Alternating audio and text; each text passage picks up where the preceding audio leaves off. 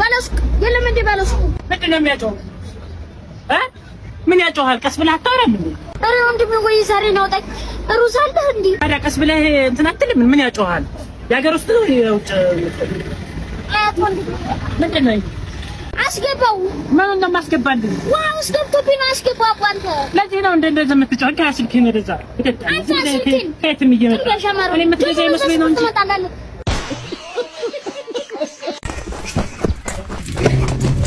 እንጂ ምን ነው አባቴ? ምን ነው?